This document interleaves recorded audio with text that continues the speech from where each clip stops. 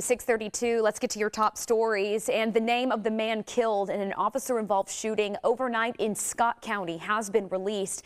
And we've got an update on the condition of the sheriff's deputy who was injured in that shooting. Let's go now to LEX 18's Tiffany Jackson. She is live near that scene in Georgetown. She kicks off our team coverage in this news overnight. Good morning, Claire. Take a look here. Still more than 6 hours later, police are still blocking off the ramp to that rest stop where this shooting happened. Kentucky State Police are still in there investigating early this morning. Troopers tell us this all started last night around 10:15 when Scott County deputies and Georgetown police officers were helping federal agents with the U.S. Marshals and looking for a fugitive from Florida. They found the man, identified as 57-year-old Edward Reynolds, at the rest stop. Troopers say the Scott County Georgetown Special Response Team confronted Reynolds and shots were fired. Reynolds was killed in the shootout. He was pronounced dead at the scene by the Scott County coroner. Now, Scott County Sheriff's deputy was also hit by gunfire and he was rushed to UK Hospital last night. LEX 18's Claire Kopsky is live for us in Lexington at the hospital with more on that. Good morning, Claire. Tiffany, good morning. That's right. The deputy was rushed here to UK Hospital, but there is good news this morning. He is out of surgery and in the ICU this morning. We're told he is doing well. He is stable. So that is good news here from UK Hospital. But as you can see in the video on your screen, there was quite a gathering at the hospital by other law enforcement officials. They were all here waiting to find out the status of the injured officer and friend. As well, they were trying to figure out the results of the investigation, which, as we know, we heard from Tiffany, is ongoing. Our officers work with this guy every day, day in, day out. They know each other. We're a family. For our officers, it's very, very traumatizing. So, our thoughts and prayers are with him and his family and friends, and we're wishing nothing but a speedy recovery for him. As we have updates on the condition of the officer here at UK Hospital, we will post those to our website at lex18.com. For now, covering the news in Lexington from the LEX 18 Mobile Newsroom. A former corporal in the Marines, bilingual. Scott County Sheriff Tony Hampton says 28-year-old Jamie Morales has been a great addition to the sheriff's office since he was brought on 2.5 years ago. But last night, Sheriff Hampton got a call unlike any other he's received in his more than 20 years with the department. We're in shock.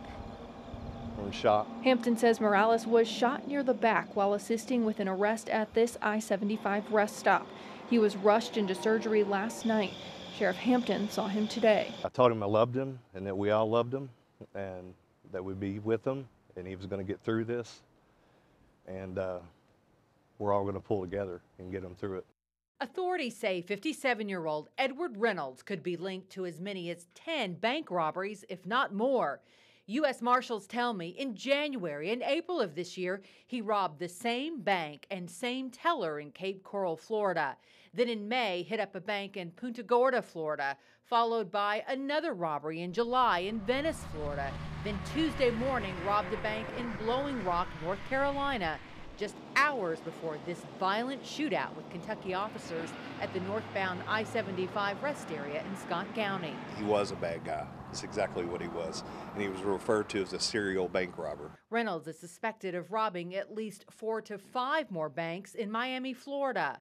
Police who investigated Reynolds' Tuesday morning robbery of the United Community Bank in North Carolina say he used the same MO as in other holdups. We spoke to a captain by phone. He raised his shirt and displayed a weapon tucked in his waistband. Blowing Rock police send their thoughts and prayers to Scott County Deputy Jamie Morales, who remains in critical but improving condition at UK Hospital. Our hearts go out to that deputy that was injured in Kentucky. We've all seen his photograph here in the Boone and Blowing Rock area. It's a very small community, and lots of citizens have expressed their concern and hope for his well-being.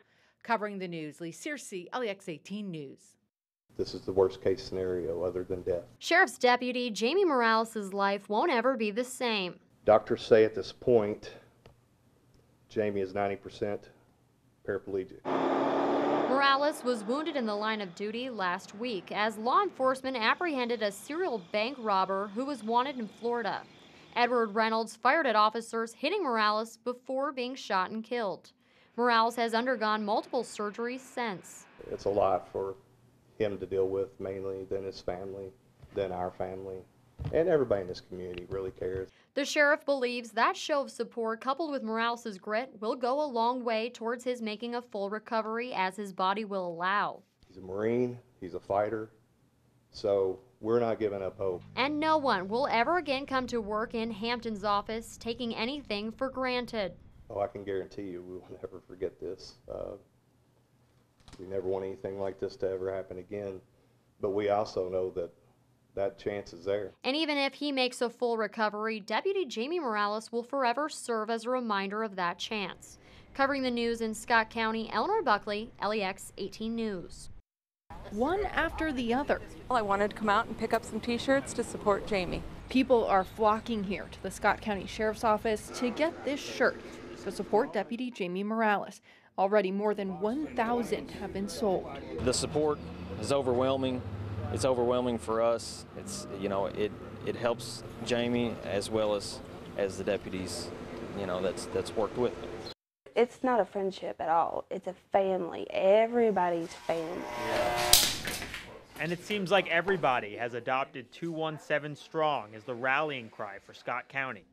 The hashtag, based on Deputy Jamie Morales' badge number, is hard to miss. It's featured on the more than 1,000 shirts sold by the Scott County Sheriff's Office and is plastered on signs in schools. And I want to be there for him at all times. And it's even on cupcakes. I've never met him, but I just felt there's had to be something I could do, and who doesn't love cupcakes? Over at Scott County Middle, students and teachers took this picture and in just 2 days raised $1,500 for Deputy Morales and his family. You could hear him coming. Deputy Jamie Morales escorted by a long line of flashing blue lights and welcomed by hundreds of well-wishers. That's him waving and smiling in the passenger seat of this taxi van. Those who know Morales say that's the Jamie they love, a fighter who will try his best to walk again. This community has his back. I'm praying for him, that God will heal him. Just breaks my heart. And he was doing it for Georgetown community and for our safety. The 8-mile procession started from the Scott County line on 64 to downtown, then past Scott County High School, where hundreds of students were ready and waiting to welcome the deputy home. 217! 217! That's his badge number. These supporters showing they're 217 strong. I hope that he gets the joy that he needs, because being in the hospital for that long is really hard on somebody, and to just be able to come back home to an amazing community to support him is probably going to be like one of the best ways for him to help him. And Deputy Morales, if you're watching, this young lady also wants you to know you're an inspiration. He's inspired me by whatever comes your way, you're going to be okay. Covering the news in Scott County, Lee Searcy, LEX 18 News.